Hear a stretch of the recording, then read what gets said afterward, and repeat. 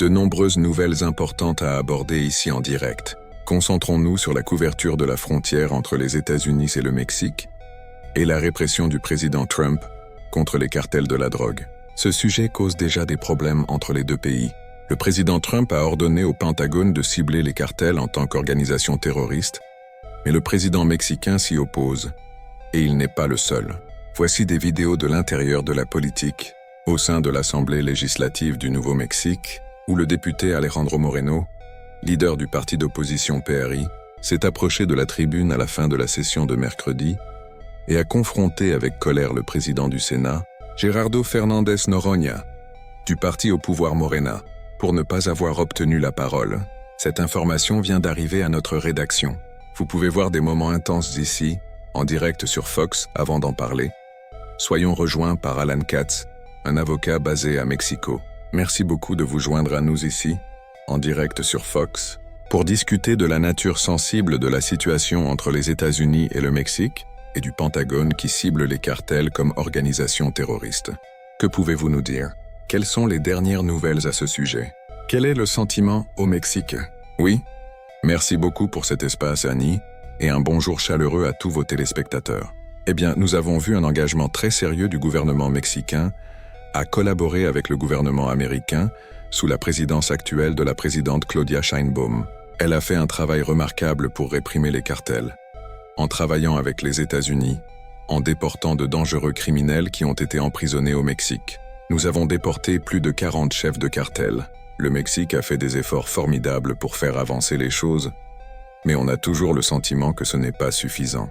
Les Mexicains estiment que nous devons intensifier nos efforts. Il y a beaucoup de frustration due à la violence, et surtout à la violence liée à la drogue, dirigée contre le gouvernement, même si je crois sincèrement que le gouvernement a fait de son mieux, et que nous avons vu les meilleurs résultats depuis longtemps.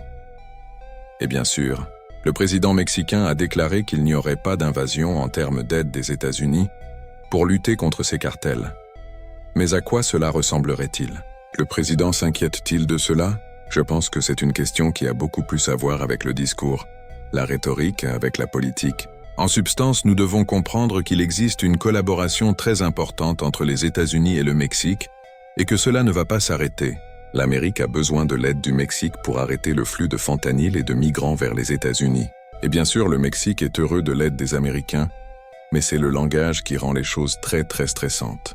Il y a une interprétation erronée lorsque Lili Tellez, qui faisait partie du problème hier, la sénatrice mexicaine en parle sur Fox News, comme elle l'a fait.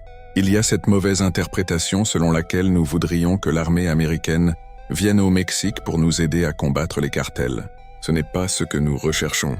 Nous recherchons une collaboration légale pour arrêter le flux de drogues et la violence, pour mettre fin à la violence au Mexique. Et pouvons-nous aborder certaines de ces questions juridiques, car les deux systèmes juridiques sont très différents. Comment les actions légales des États-Unis impliquant les cartels impactent-elles la politique au Mexique? Parce que nous avons vu le cofondateur du cartel de Sinaloa être condamné après avoir été extradé vers les États-Unis. Pouvez-vous nous en dire plus à ce sujet? Eh bien, cela dépend de ce dont vous parlez. Si vous parlez des récents développements où Ismael El Mayo Zambada a plaidé coupable ces derniers jours, eh bien, il n'a pas été extradé aux États-Unis. Il a été enlevé par les fils d'El Chapo et Tacates et, voyant sa situation désespérée, il a décidé de plaider coupable et d'essayer d'obtenir tous les avantages possibles de cet accord, notamment en évitant la peine de mort. Le cas avec El Chapo, qui est un cas qui dure depuis longtemps maintenant, c'est une vieille nouvelle. Il a été extradé, emprisonné après un long procès et reconnu coupable. Ce sont donc de très grandes victoires pour les États-Unis, mais ce sont aussi de très grandes victoires pour le Mexique, car avoir des criminels en prison est bon pour nous tous, et c'est très intéressant. Il y a tant de couches différentes à cela et beaucoup, comme vous l'avez mentionné, de rhétorique autour de cela ou de ce qu'ils disent. Je veux cependant vous interroger sur la vidéo que j'ai diffusée au début, juste pour changer un peu de sujet, en parlant de cette bousculade à l'Assemblée législative. Qui sont ces personnes? Car les gens aux États-Unis ne prêtent peut-être pas une attention très particulière à ce qui se passe au Mexique. Qui sont ces deux personnes et pourquoi sont-elles importantes? Eh bien, c'est d'abord une conduite très divertissante, mais évidemment déplorable au sein de notre Sénat ou de notre Congrès. La personne qui bouscule est un homme connu sous le nom d'Alito, son nom est Alejandro Moreno, et il est le président du parti PRI, qui était autrefois le plus grand ou le plus important parti du pays. Il a été érodé et appauvri par de nombreuses défections et défaites électorales par le passé, mais il reste le président de l'un des principaux partis d'opposition. La personne qui se fait bousculer est Gerardo Fernandez Noronha, qui était ou sera jusqu'au 31 le président du Sénat.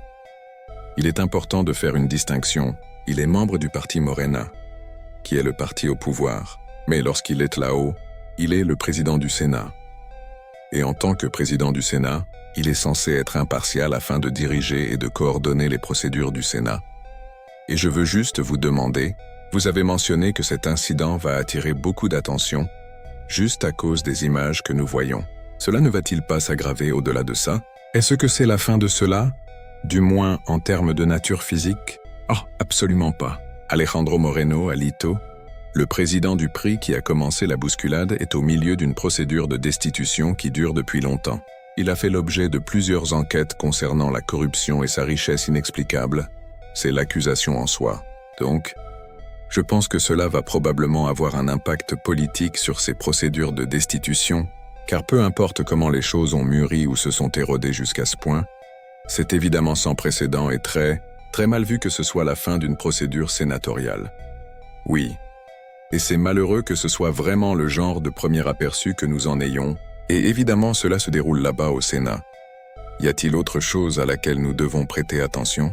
Autre chose en termes de ce qui va se passer ensuite en termes de cette altercation, mais aussi de la relation entre les États-Unis et le Mexique? Eh bien, les États-Unis et le Mexique sont le plus grand partenariat commercial de l'histoire du monde. Je dis souvent que nous ne sommes pas vraiment des voisins. Nous sommes plus comme des amants. Nous devons donc nous supporter mutuellement. Nous devons nous regarder sous un jour positif. Nous allons voir de nombreux changements. Mais Claudia Sheinbaum fait de son mieux pour avoir une relation productive avec les États-Unis, et je pense qu'elle fait de son mieux. Très bien. Pensez-vous que la pression va s'intensifier? Y a-t-il des inquiétudes du président Trump à ce sujet, concernant ce qui se passe avec les cartels? Il y a une répression de la criminalité. Nous avons vu la garde nationale être déployée dans la capitale de notre pays, ici, à Washington, D.C. Pensez-vous que la pression sera accrue? Je pense que la pression est à son maximum maintenant. Et je pense qu'elle donne les meilleurs résultats. Comme je l'ai dit, nous avons une collaboration sans précédent entre les races au Mexique. Nous voyons les meilleurs résultats en matière de lutte contre la drogue. Nous voyons les meilleurs résultats dans la lutte contre la violence. Je ne pense donc pas qu'il sera nécessaire de faire autre chose que ce que nous avons fait et de continuer sur cette lancée. Très bien. C'est parfait. Elon Katz, merci beaucoup de vous être jointe à nous ici en direct. J'apprécie votre perspicacité. Une histoire très unique, c'est le moins qu'on puisse dire. Merci beaucoup.